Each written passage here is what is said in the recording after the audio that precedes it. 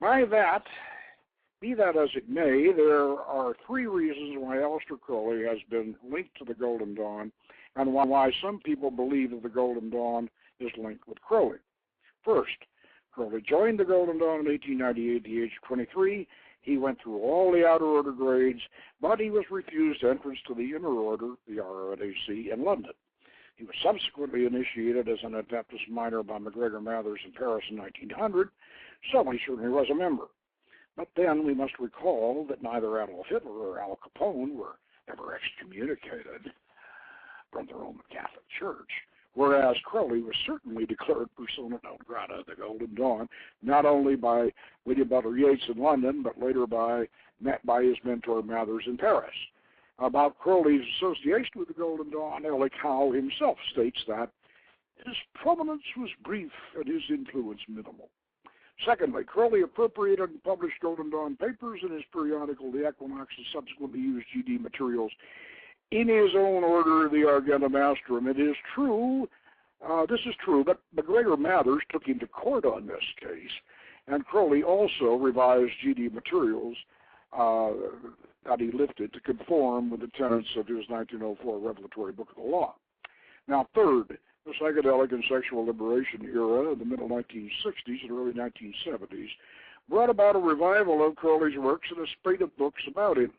This popular focus on Crowley and the more sensational aspects of his philosophy, in effect the use of drugs and sex, tended to connect his early Golden Dawn period with his later, more controversial views and activities. Now, making this brief GD connection seem even more important, Crowley's former secretary, Israel Regardie, who was himself a former Golden Dawn member, had published the largest collection of GD material up to that time, became the leading author promoting Crowley's revival in the 1970s. And even though the philosophies, methods, and rituals and aspirations of Crowley's Ordo Templi Orientis and the original Golden Dawn are significantly different in almost every respect, Regardie tended to blur these disparities in an intellectual smorgasbord of exotic offerings in print. If the truth be known, to use one of Regardie's favorite expressions, Crowley's Aeon of Horus, the new era of the crowned and conquering child, is a specific and obvious rebellion against the Golden Dawn's Osirian, Rosicrucian, and biblical ethos. Therefore, to make the Golden Dawn Thelemic, you would literally have to turn its philosophy upside down.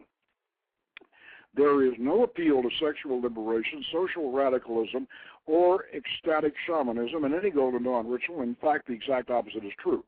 However justifiable the Thelemic spiritual revival against repressive Victorian biblical morality may or may not have been, the Golden Dawn was certainly not a party to it. In actual fact, the Golden Dawn was one of the primary targets of Crowley's Thelemic rebellion. Now, you know, I had to say, to write this, and it is true, all of it.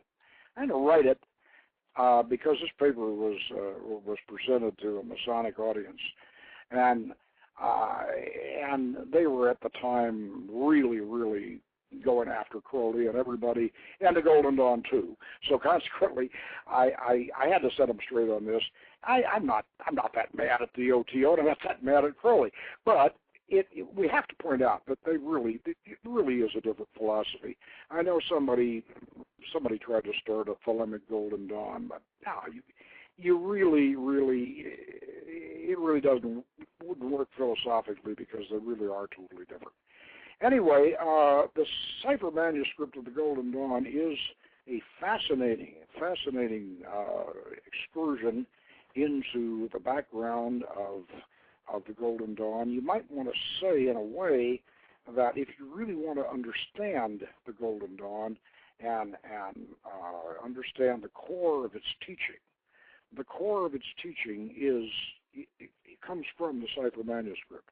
This is a very detailed work, and you can take any page of the Cypher Manuscript represents, I would say, the teachings in 2 or 3, if not 4 or 5 books that go into putting this thing together. It really is the core of the practical Western tradition. And the way they arranged the tarot and the way they compared everything, the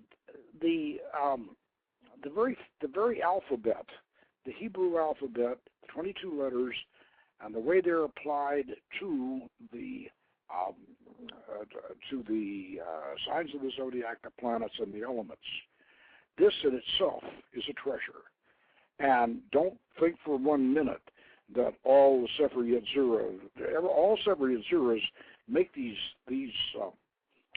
assignments, but they're all different. The Golden Dawn arranged them in a manner that all fits together. And this means that the Golden Dawn's version of the attributes of the Hebrew alphabet are the most magical and the best magical system that you could possibly have in connection with the Western esoteric tradition. And you might say that if you took Cornelius Agrippa's 3 books, including the 4th one that we're not sure Agrippa did, but you take this and you take the Key of Solomon and all of the magic books and put them all together, then you would have and really get them to all fit and get them to fit together in a system that really works. Then you would really appreciate the work that went into this 57-page cipher manuscript. Now, obviously, I'm trying to encourage you to get the book, but frankly, if you want to understand the Golden Dawn, you want to understand the mainstream origins of Western magic, this really is a book you ought to have. And what I've done is I've gone through. There are other versions, by the way, of the cipher manuscript available, but what I've done is I've footnoted. I've got quite extensive footnotes on every page, and I've got commentary and analysis on the cipher manuscript. The other cipher manuscript books do not have that. They just have a translation, and they have the manuscript, and they have a translation, and that's it. And you really need to know where all this comes from and what it all means. And so ours is the only book on the cipher manuscript that really tells you what it's all about and where it comes from, and gives you all of the notes surrounding virtually everything in it. And you get through this book, and then we have in the back we have a study guide where all the source material is laid out and how you should approach studying. And then we also have a very interesting essay on the 11th sphere tree, which figured in the inner order. And the 11th sphere tree is one of the keys to high magic. And this is something that other books on the cipher manuscript, they don't even discuss it. And yet the 11th sphere tree is definitely a part of the cipher manuscript. But you don't get any discussion about what the secrets of it really are. So consequently, this when we say this is Secrets of the Golden Dawn Cypher Manuscript, we mean exactly that. This gives you the insight on it. Now, next week we will continue. We'll be back on station, and next week we're going to be going into more detail on this spinning off from this. We're going to deal with the Enochian system. Next week, we are going to discuss Enochian magic, and both Golden Dawn and the deep purist school and some of the newest developments in that.